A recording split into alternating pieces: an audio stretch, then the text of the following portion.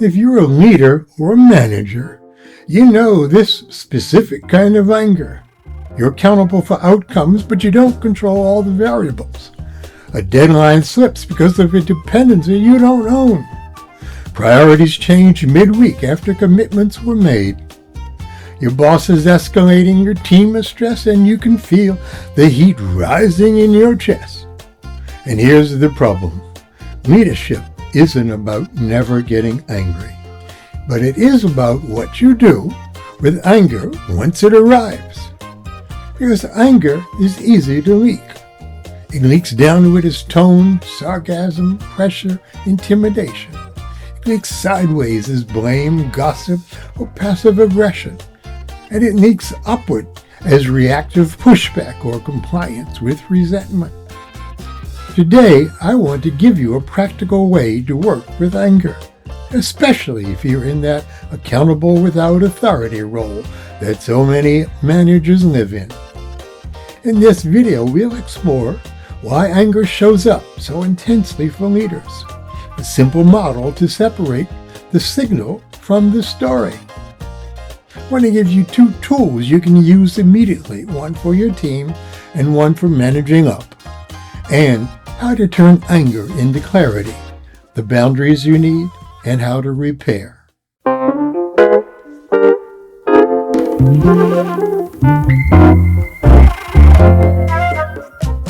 Hello, I'm Dr. Michael Brum. Welcome to a Leadership and Self-Mastery video, where I discuss how to lead with more clarity, courage, and less unconscious leakage.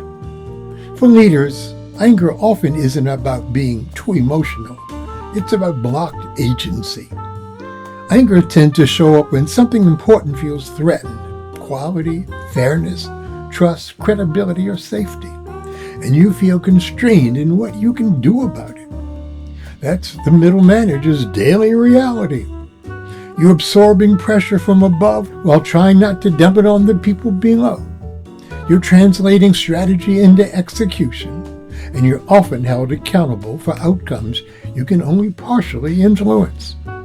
The goal here is not to get rid of anger. It's useful energy. The goal is to get skilled with anger. Unskilled anger becomes either suppression, you go cold, you hold it in, and you build resentment, or discharge. You vent, you spike the room, and everybody pays for it. Skilled anger is different. Skilled anger becomes clarity.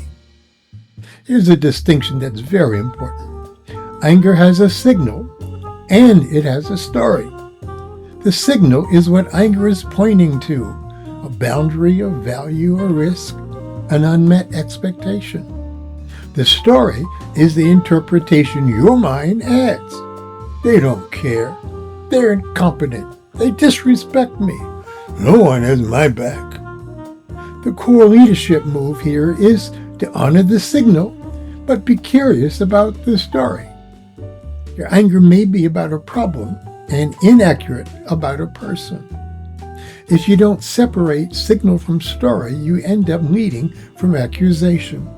And accusation creates fear, defensiveness, and concealment.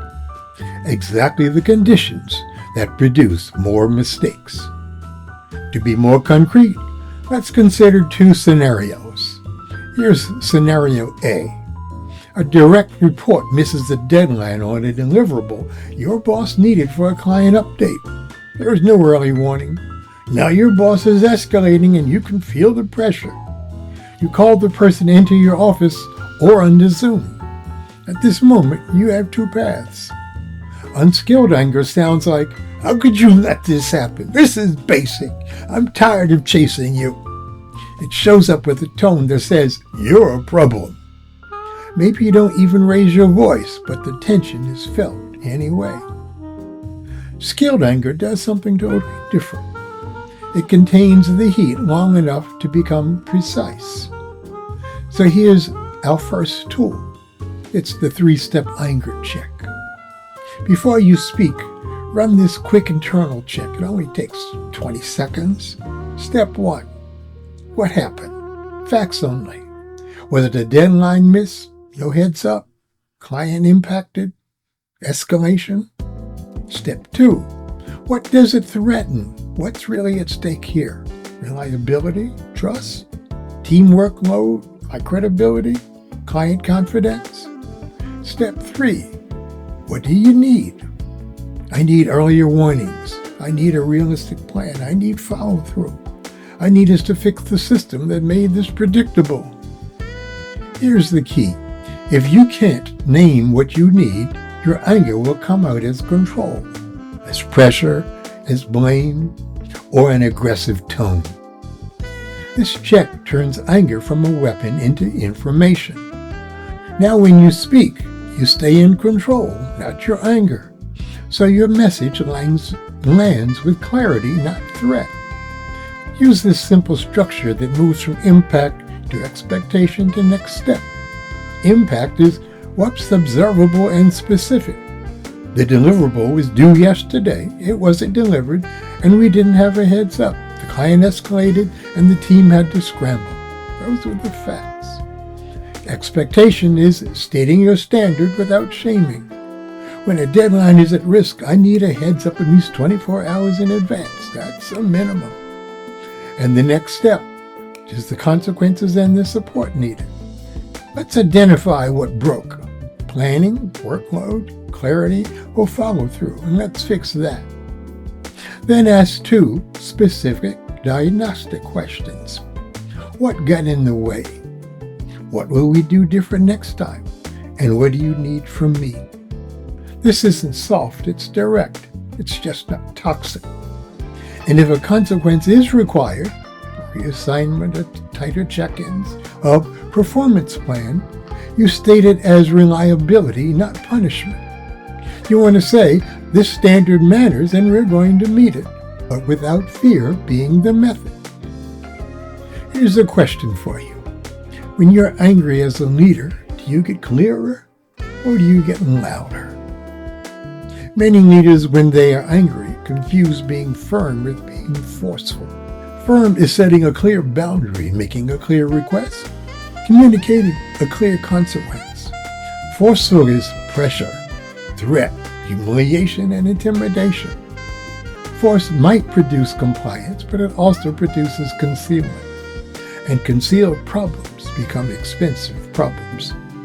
So the point of skilled anger isn't to discharge emotion, it's to protect what matters without making the people around you smaller.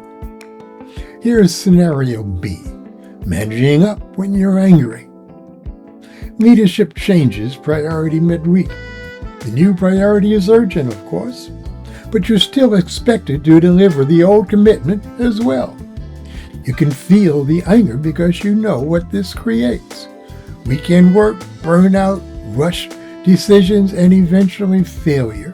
And if you go to your boss in an unskilled way, you might sound like, this is ridiculous. You always do this. Do you have any idea what you're asking? All that might be true emotionally, but it's not effective at all. So here's our second tool. Concern plus constraint plus choice. This is managing up without leaking our anger. Concern. I'm concerned and I want to be transparent. I'm frustrated because priorities shifted after commitments were made. Notice you're not behaving from anger. You're naming it briefly and responsibly. Constraint. With current capacity and the dependencies we have, we cannot do A, B, and C by Friday without sacrificing quality or burning out the team. Choice. So we need a trade-off. Which two are the priority? And what are we explicitly deprioritizing? That is the leadership move. Don't argue about emotion. Negotiate trade-offs instead. You'll bring reality to your boss. And if you want a single sentence that keeps you grounded, it's this. I'm not here to vent. I'm here to solve a problem. When you feel anger about leadership decisions, do you turn it into a clean request? Or do you swallow it and resent it? Here's one more upgrade. A lot of anger at work is really not about interpersonal issues. They're about a systems issue that are wearing a person's face. Common systems issues include chronic overload, unclear decision rights, mismatched expectations, and the everything is urgent culture. So when you're angry, ask the question, what in the system made this predictable? That question moves you out of blame and into leadership. In closing, anger is a signal that something important is at risk, and your ability to solve it is constrained. Your job is to convert that heat into clarity, a boundary, a request, a decision, or a repair. So next time anger shows up, don't ask, how do I get rid of it? Ask, what is this anger trying to protect? And how do I protect it without causing harm? If this was useful, please subscribe and tell me in the comments, where does anger show up most in your leadership? Downward, sideways, or upward? Thanks for watching, and don't forget to like and subscribe. See you next time.